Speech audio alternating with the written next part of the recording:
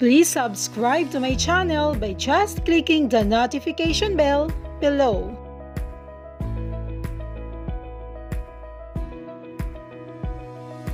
Hi there!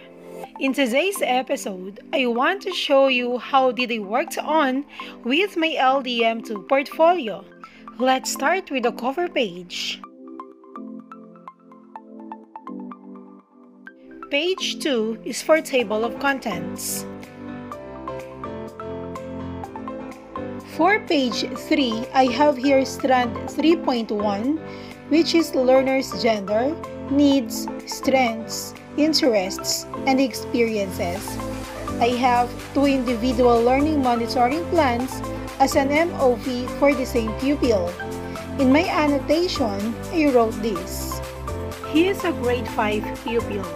He cannot usually finish his tasks for the reason that he has a hard time in understanding the lessons, most especially in English. During the first quarter, I just gave him additional activities with step-by-step explanations and examples. He made it to answer the activities correctly, but he has still raised many questions during my follow-up through chats. During the third quarter, he struggled again in one of the lessons, which is summarizing.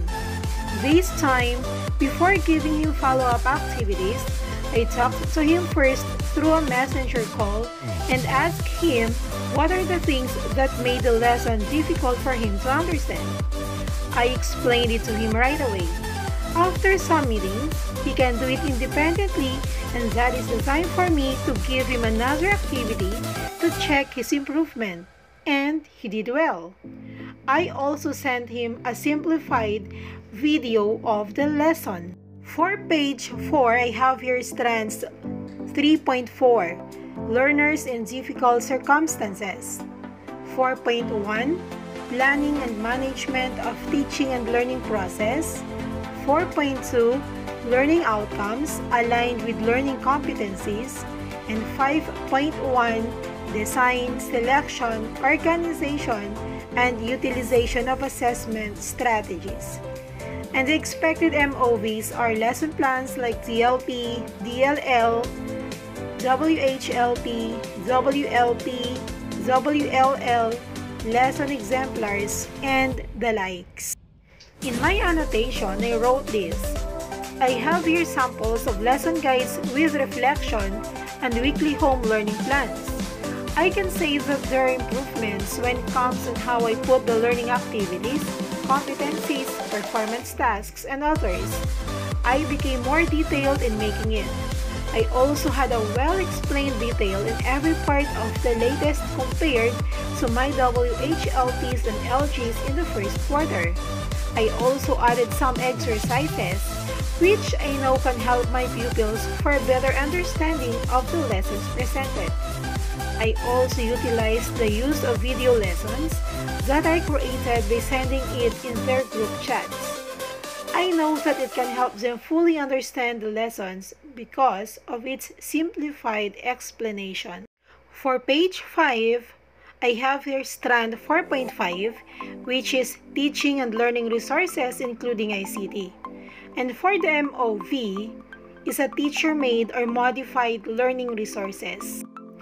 And for my annotation, I developed scripts for delivering radio lessons as member of DASMA's RBI team, developed modules as one of the course writers in Filipino 5, and I also create video lessons.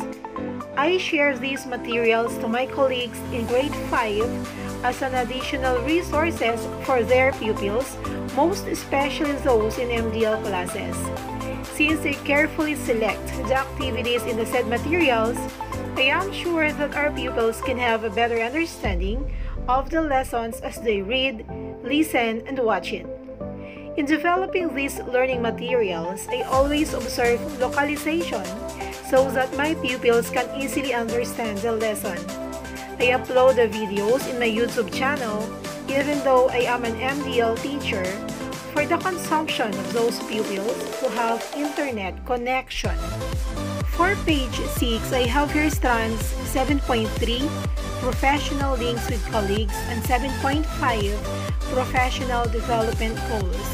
And the MOVs will be certificates of participation in any professional development activities. And as for my annotation, it goes like this. As one of the speakers during our lab session, I shared with my colleagues on how to make a simplified video lesson to be uploaded on YouTube for our pupils to access. I also provided the links and the PowerPoint presentations during our meetings since I am the grade chairman. We also have sharings of appropriate interventions that need to be extended to our learners during meetings. As part of my professional development goals, I attended several trainings in RBI, module writing, and other teaching-related webinars.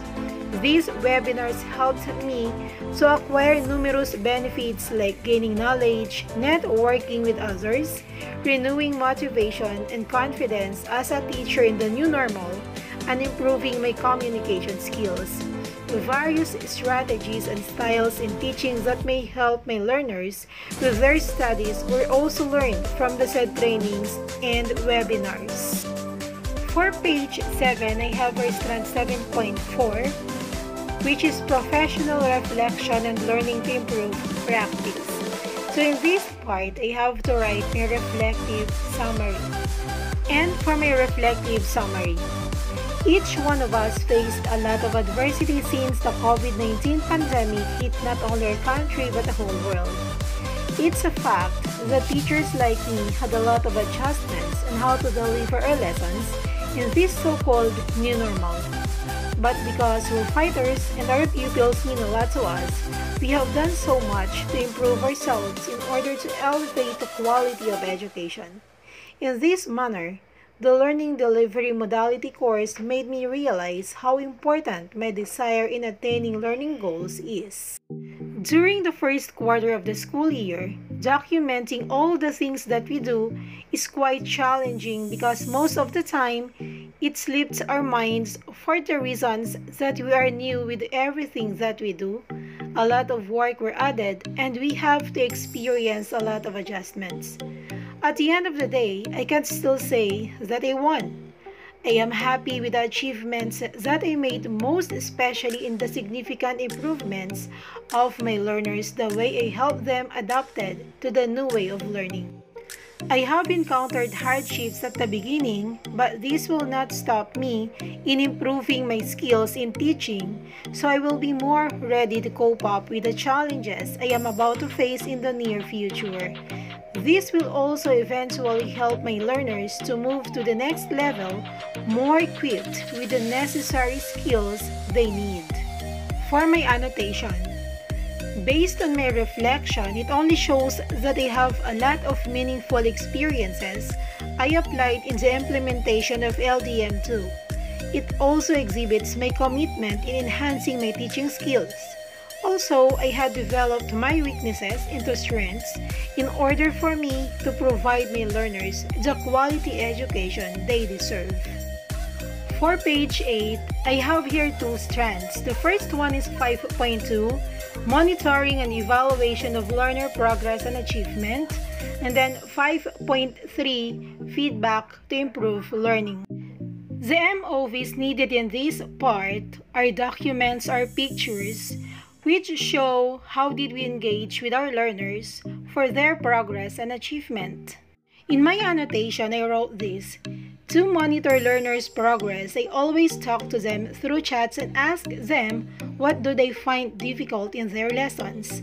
I also reminded them through their advisors that they must feel free to contact me anytime through text or any other online platform for me to evaluate their reading ability, for we know that their reading habits greatly affect their performance academically. I told them that if possible, they can send me videos of them reading. Those who are slow readers will send me videos of them practicing reading every month, but they have to do it every day at home for some improvement. We also did the online kumustahan twice a month just to talk to the parents how was the performance of their children at home. Also, in order for them to give immediate recommendations and strategies to help them teach their children to some specific tasks in the modules. Whenever my pupils did great with their outputs, I never forget to commend them by writing very good, excellent, or keep it up in their outputs. To those who are lacking, I write, please improve your penmanship, read the directions carefully next time, or you can do well, just keep on reading your books. For page 9, I have here strand 7.3, professional links with colleagues. Then for the MOVs, we need to have documents or screenshots of chats showing our professional engagement with our colleagues. For my annotation, having group chats in this new normal is a must, especially for us, teachers. Through GCs, memorandums, online meetings, and other vital information are easily disseminated. It also helps us whenever we have specific concerns or something that needs to be brainstormed. Problems that concern our learners were provided solutions effortlessly by discussing through chats or by conducting meetings via Google Meet, Zoom, or Create Room in Messenger. And for the last page 10, I have here two strands. The first one is 5.4, communication of learner needs, progress, and achievement to key stakeholders. And then 6.2, engagements of parents and the wider school community in the educative process. For my MOVs, I have here pictures of parents during the retrieval and then the distribution of modules or LEAP. And then I have here screenshots and how do I communicate with the parents of my pupils with regards to their learning activities. And for my annotation, during the retrieval of outputs and distribution of modules, Grade 5 teachers make sure that all advisors as well as subject teachers are present that day. We are doing this practice so that parents can talk to concerned teachers whenever there are some problems with the previous outputs of their children. It is also an opportunity for us to give our assessments or feedbacks to their outputs. We also make sure to return the checked outputs so that parents are aware with their children's performance.